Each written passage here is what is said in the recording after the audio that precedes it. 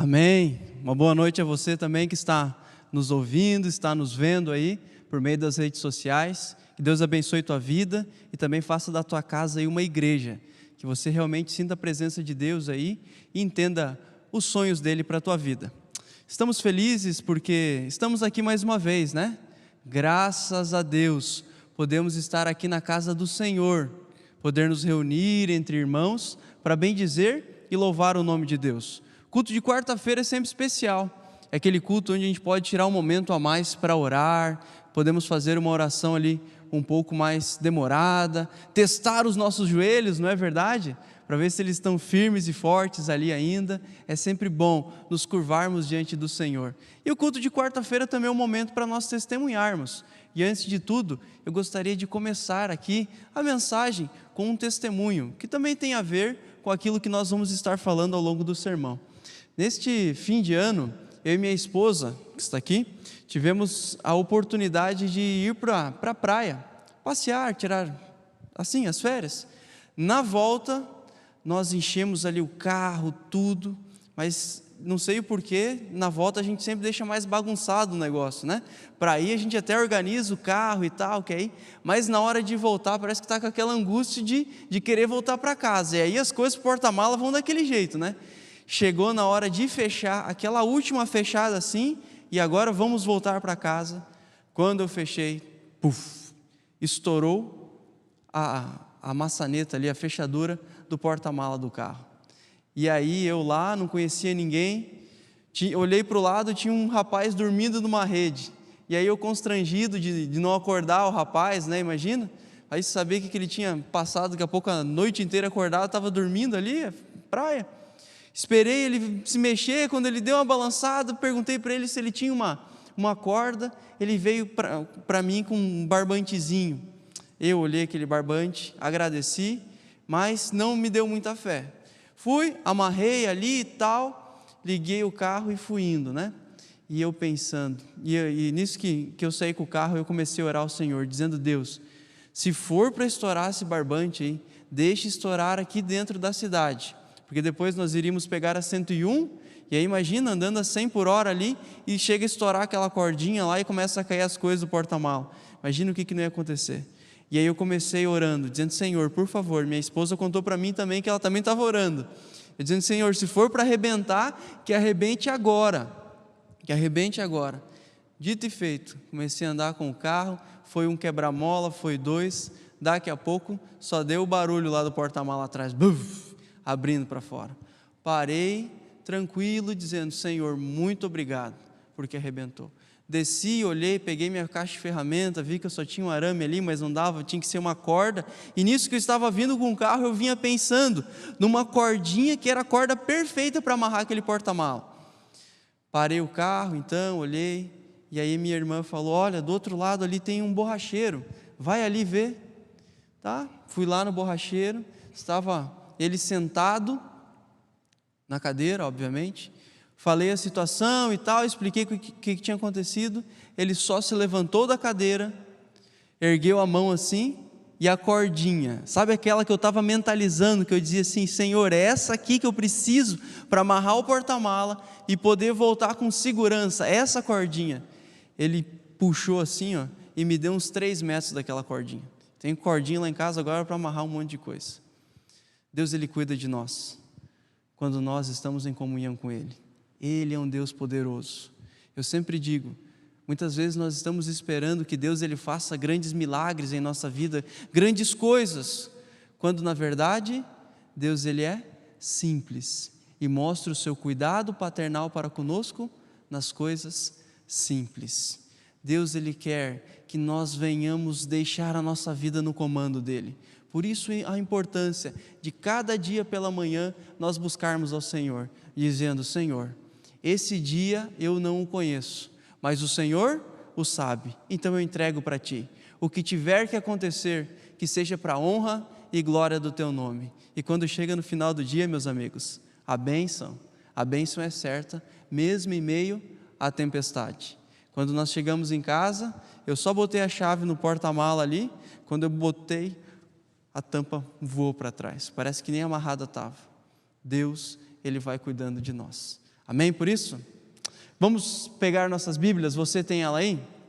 Pegue sua Bíblia, coloque ela pertinho do coração. Eu sei que você já orou bastante, já cantou, já ofertou, já dizimou, mas quanto mais oração, mais poder. Então, coloque ela pertinho do seu coração. Se você tem ela no telefone, não tem problema, coloque ele pertinho do seu coração, consagre seu telefone e vamos orar nesse momento pedindo inspiração para abrirmos a palavra de Deus. Amigo Deus, neste momento nós estamos com a Tua palavra aqui em nossas mãos e pertinho do nosso coração. Pedimos para que ela seja o alimento, ó Pai, que ao ela ser aberta venhamos entender a Tua vontade, entender os Teus sonhos e que ao sairmos daqui, ó Pai, venhamos permitir o Senhor sonhar por nós e guiar nossa vida. Abençoa-nos, ó Pai, segundo a Tua palavra. Também lembramos da irmã Janice, ó Pai. O Senhor conhece ela, as lutas que ela está enfrentando em respeito da saúde. Te pedimos, Senhor, que um anjo poderoso venha acampar ao redor dela neste momento e venha dar paz, venha dar tranquilidade para ela em meio a esse momento de doença, Pai. Nós oramos em nome de Jesus. Amém. Mateus capítulo 16. Mateus capítulo 16. Este é um capítulo bem interessante deste livro. Eu gosto bastante, onde apresenta um breve encontro de Jesus com os fariseus, logo em seguida a confissão de Pedro, dizendo que Jesus era o Cristo, e a partir do verso 21 do capítulo 16, Jesus ele começa a dizer aos discípulos que ele precisa ir a Jerusalém, ele precisa padecer, sofrer, morrer em resgate por nós. E aí nós temos aquela famosa frase de Pedro dizendo: Senhor, o que é isso? Não pense nisso. Você tem que pensar em coisa boa. Você tem que querer as melhores coisas aqui deste mundo. E aí Jesus repreende ele dizendo: olha, te afasta porque você está sendo uma pedra de tropeço para mim. Porque eu tenho uma missão. Deus deu para mim uma missão. Deus deu para mim um sonho a ser realizado, a ser cumprido. E eu preciso fazer isso. E se você me dizer ao contrário, você agora vai ser uma pedra de tropeço. Aí vem então o capítulo 16, a partir do verso 24, onde é a parte que eu quero meditar com você um pouquinho, nesta noite, onde Jesus diz a quem? Aos seus discípulos. Tem uma coisa, amigos, olhe para mim, que a gente precisa entender sobre a palavra de Deus, é que ela não foi escrita para qualquer pessoa. Sabe, às vezes a gente pensa, porque conheceu a Bíblia e tal, que nós temos que empurrar a palavra de Deus para todo mundo, que todo mundo tem que saber, que todo mundo tem que conhecer da Bíblia. Mas isso não é verdade. 2 Timóteo capítulo 3, verso 16 e 17 diz, no verso 17 fala: para que o homem de Deus seja perfeito e perfeitamente, para que o homem de Deus seja perfeito e perfeitamente aperfeiçoado para toda boa obra. A palavra de Deus ela foi escrita para o homem de Deus. A mensagem bíblica ela foi escrita para o discípulo de Deus, para aquele que quer a Deus. Então é o seguinte: se eu quero ter Deus no meu coração, se eu quero ser um discípulo de Jesus, eu preciso estudar a Bíblia, eu preciso buscar a Deus. Agora, se eu não quero Deus, se eu não estou assim, nem aí para as coisas celestiais, se eu não estou nem um pouco preocupado com as coisas eternas, a palavra de Deus não vai ter sentido nenhum. Agora, aqueles que amam a Deus, aqueles que querem ser discípulos de Jesus, precisam ler, precisam estudar e precisam desfrutar da mensagem que a Bíblia tem a dizer. Por isso que no verso 24 diz que Jesus, falando aos seus discípulos, ele não está falando para o mundo, ele está falando para os seus seguidores. E olha a mensagem que ele tem para os seus seguidores: se alguém quer vir após mim, a si mesmo se negue, tome a sua cruz e siga-me. Porquanto, quem quiser salvar a sua vida, perdê-la, e quem perder a vida por minha causa, achá-la. Pois que aproveitará o homem se ganhar o mundo inteiro e perder a sua alma? Ou que dará o homem em troca de sua alma? Porque o Filho do homem há de vir na glória de seu Pai, com os seus anjos, e então retribuirá a cada um conforme ou segundo as suas obras. Eu lembro que sempre quando eu li esse texto aqui, eu ficava imaginando que o cristianismo era algo assim pesado, sabe? Algo difícil. Muito provavelmente foi por causa da maneira como me foi apresentado.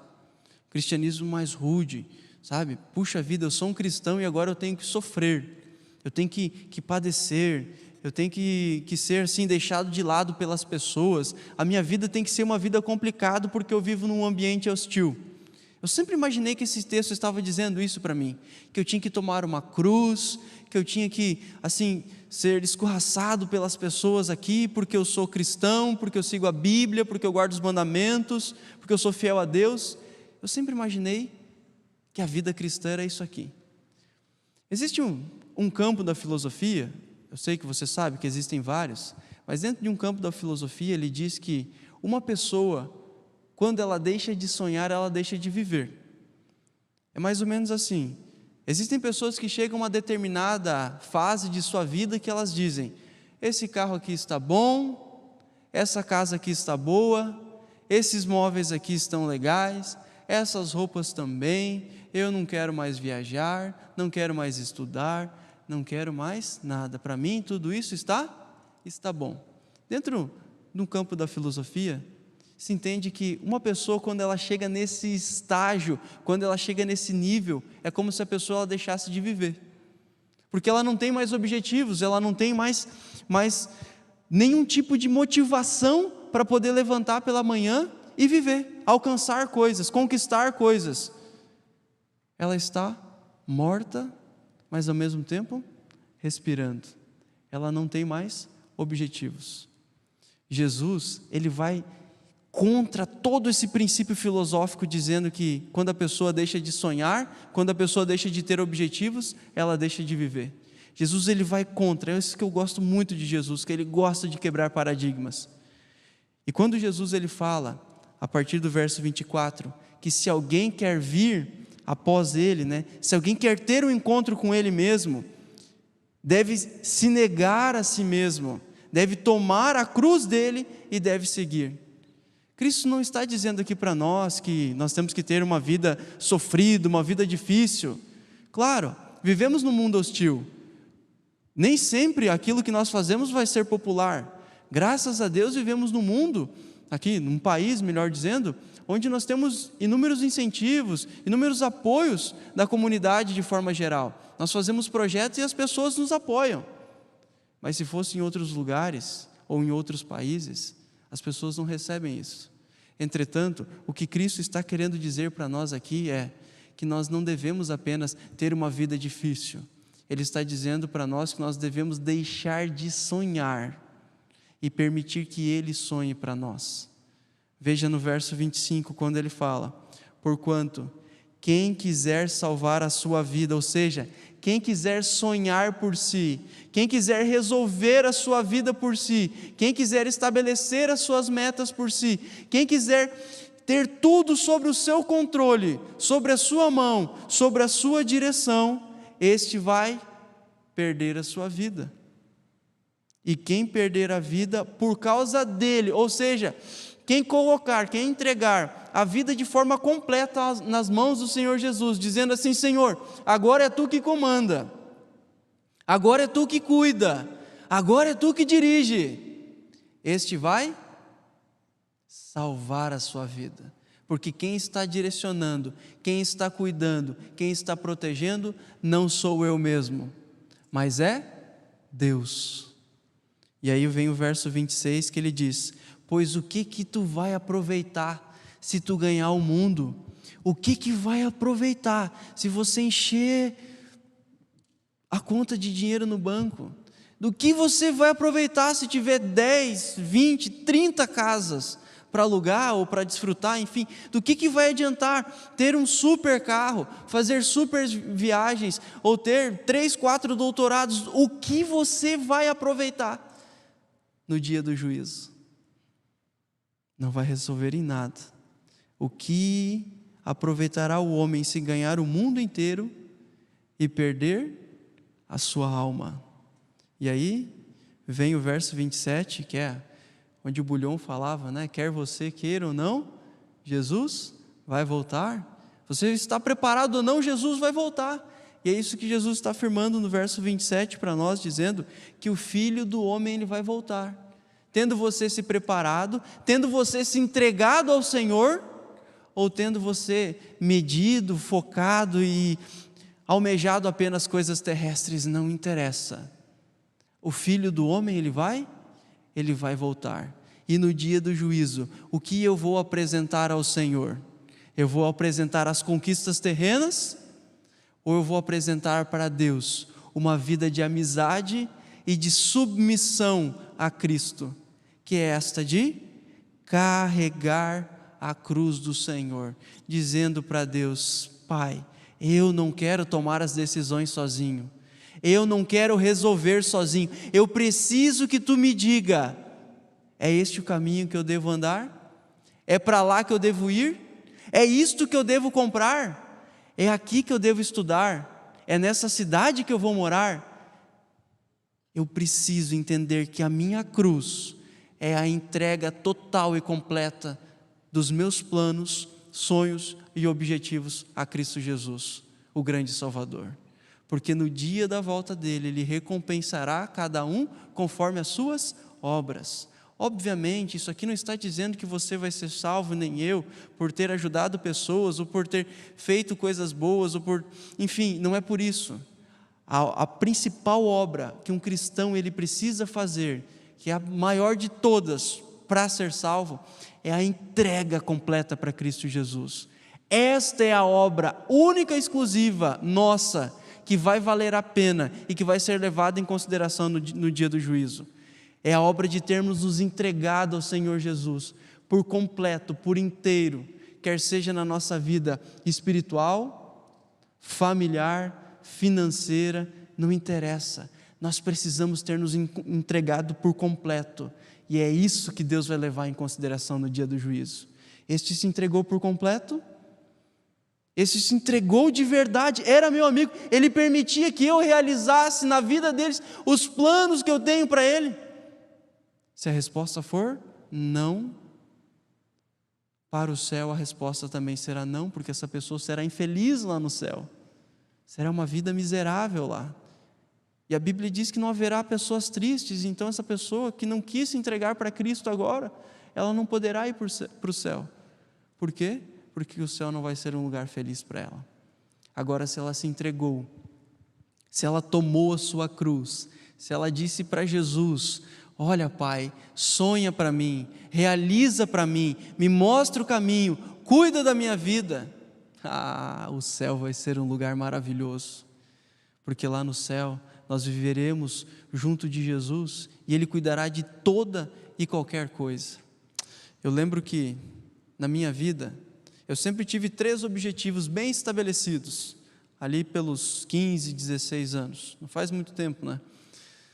Mas eu sempre tive o objetivo de nunca casar, nunca fazer faculdade, e até os meus 30 anos de idade eu ter a minha casa, um terreno, uma casa e um bom carro.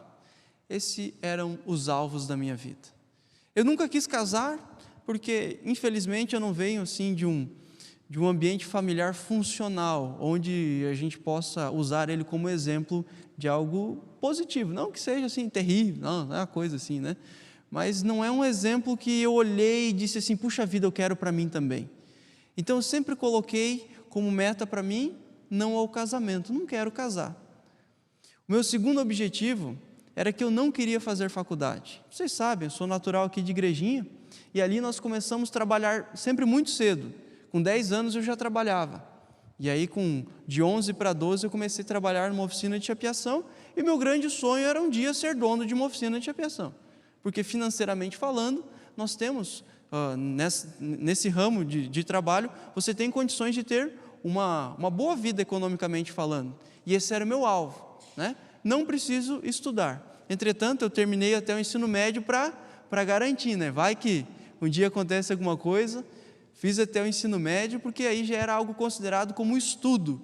Já imaginava como estudo. Eu já tenho estudo, tá bom, posso tocar na oficina. Tanto é que, com 19 anos, eu já comprei um terreno ali em Igrejinha, eu tinha moto, tinha carro, tinha minha habilitação, estava agora sonhando, planejando a construção da casa, porque eu queria, como dito, a terceira meta, até os 30 anos, ter ali a casa pronta, o terreno que já estava comprado e o bom carro, estava faltando o bom carro também.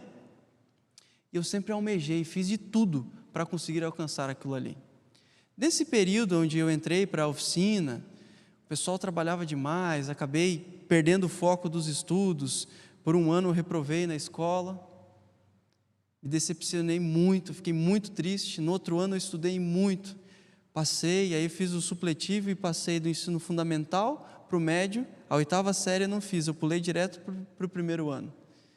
E depois daquela vez, aí, todas as minhas notas sempre foram destaques, tanto na 7ª, 1º, 2º, 3º ano do médio. Ali eu me acordei, opa, eu preciso estudar. E nesse período dessa acordada que eu dei para a vida, eu comecei a orar ao Senhor pedindo para que Ele me ajudasse a voltar para a igreja, porque eu tinha me afastado nesse período de oficina, de trabalho, muito trabalho, focando só em trabalho, e deixei de lado os estudos. Mas aí quando eu comecei a entrar no ensino médio, no 2º ano, eu comecei a orar ao Senhor, dizendo: Deus, eu não quero essa vida para mim. Eu fui dedicado ao Senhor e comecei a pedir a Ele, para que Ele me enviasse uma namorada para mim voltar para a igreja. É o famoso namoro missionário, né? Às vezes dá certo isso, às vezes não dá, mas às vezes dá certo. No meu caso deu certo. Eu comecei a orar ao Senhor, dizendo: Senhor, olha, eu quero uma namorada para mim voltar para a igreja. E aí, resumindo a ópera, apareceu a Milena então na minha vida. Nós nos conhecemos, nós éramos bem jovens, eu tinha 17 anos, ela tinha 14 anos. Quando eu conversei com ela, eu já fui direto ao assunto, dizendo que meu negócio era namoro. Eu queria era uma namorada. De enrolation eu já estava cheio. Eu queria era uma namorada.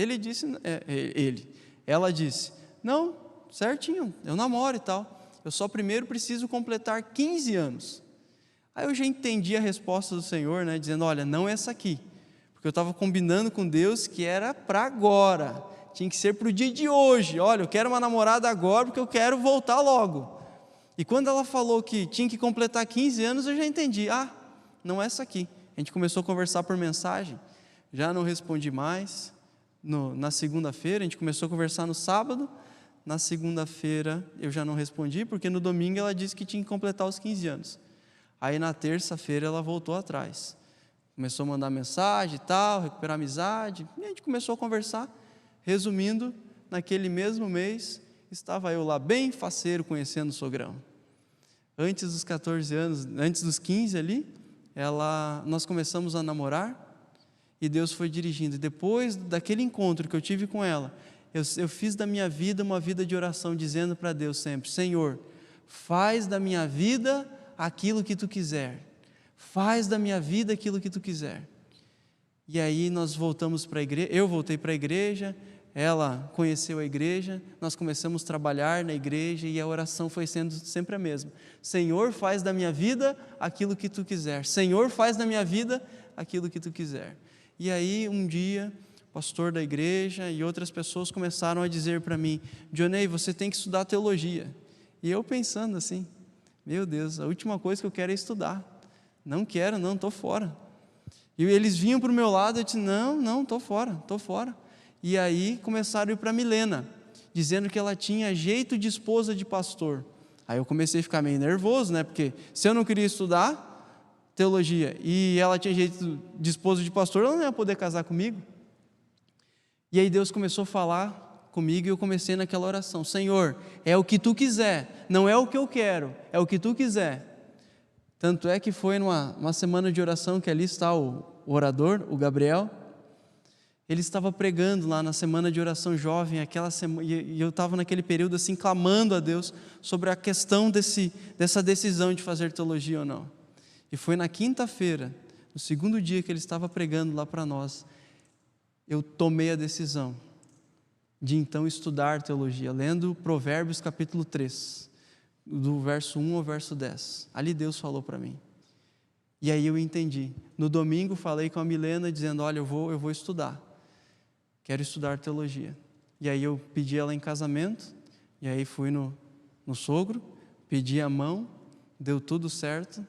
E no outro ano, no ano de 2016, eu e minha esposa saímos de igrejinha, estávamos lá no Paraná, estudando teologia.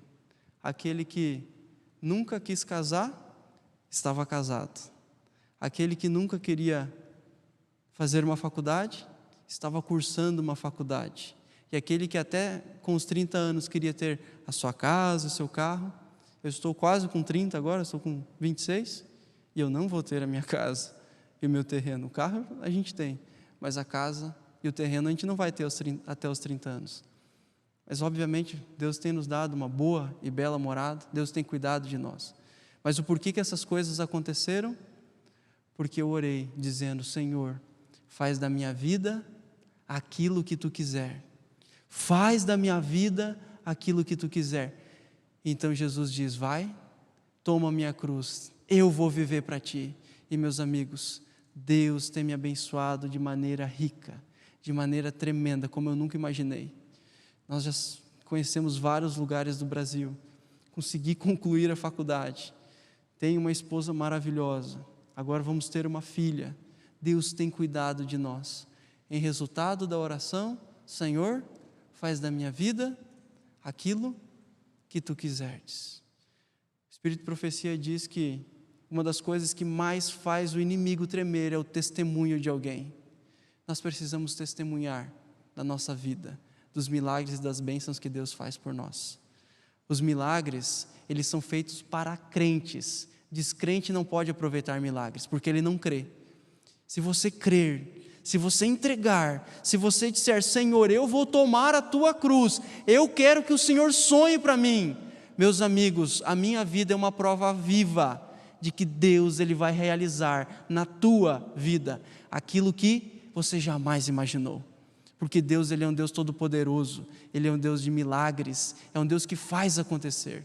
Mas para que isso aconteça, nós precisamos deixar que Deus sonhe e realize os planos dEle em nossa vida. Deus, Ele quer fazer isso por nós, nós precisamos permitir. Eu quero finalizar lendo um texto com você, que está no livro de Efésios, que é a bênção do pastor Paulo aos Éfesos. Efésios capítulo 1, verso 3 e verso 4.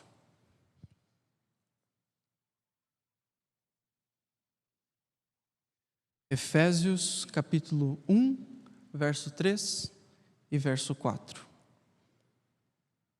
O apóstolo, às suas ovelhas, aos seus amigos Éfesos, diz: Bendito o Deus e Pai de nosso Senhor Jesus Cristo, que nos tem abençoado com toda sorte de bênção espiritual nas regiões celestes em quem? Em Cristo. Verso 7. No qual temos a redenção, pelo seu sangue, a remissão dos pecados, segundo a riqueza da sua graça. Bendito Deus e Pai de nosso Senhor Jesus Cristo, ao qual tem nos oferecido todo tipo de bênção espiritual nas regiões celestes em Cristo Jesus, na qual temos redenção pelo seu sangue. Amigos, ou nós tomemos a cruz, ou nós deixemos que Cristo dirija a nossa vida, ou nós não vamos ser nada.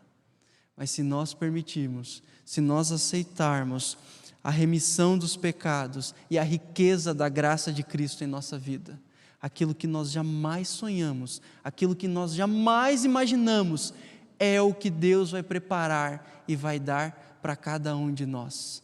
Você tem planos? Você tem objetivos? Você tem metas para a sua vida?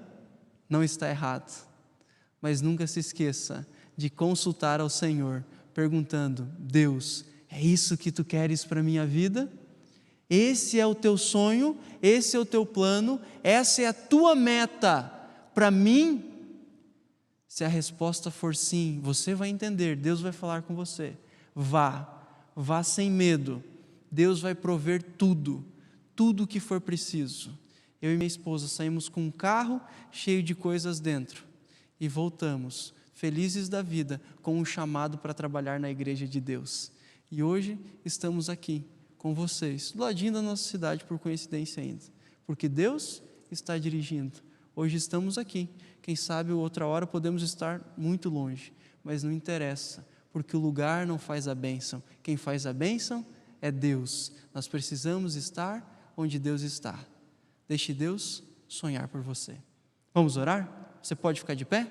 Você que está em casa aí também, você pode ficar de pé nesse momento? E vamos fazer esse momento de oração, pedindo ao Senhor que Ele nos abençoe e nos ajude a entender os planos, os sonhos e os propósitos dEle para a nossa vida. Amigo Deus, muito obrigado, porque o Senhor é um Deus de amor. Na verdade, o Senhor é amor. E o Senhor deixou para nós o pão da vida, a Bíblia, que foi escrita para os teus filhos, para aqueles que te amam, para aqueles que querem ter um relacionamento real e verdadeiro contigo. Muito obrigado porque ela está disponível a nós nos nossos dias, ó Pai. Muito obrigado porque temos condições de ter ela em nossas mãos e poder nela buscar instrução do céu para poder viver segundo o teu querer e segundo a tua vontade, ó Pai.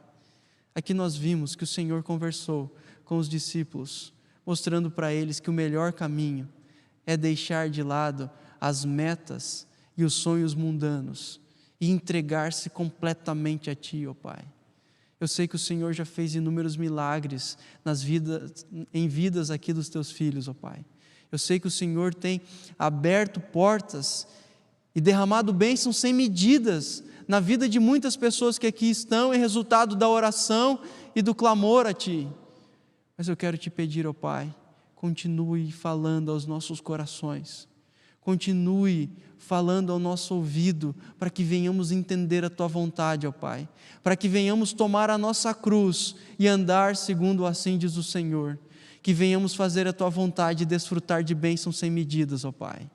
Se existe alguém aqui ou que está nos ouvindo, nos vendo neste momento, que tem estabelecido planos, sonhos e objetivos em sua vida, mas que não tem consultado ao Senhor, e tem se dito filho ou filha de Deus, eu quero te clamar em nome de Jesus, ó Pai.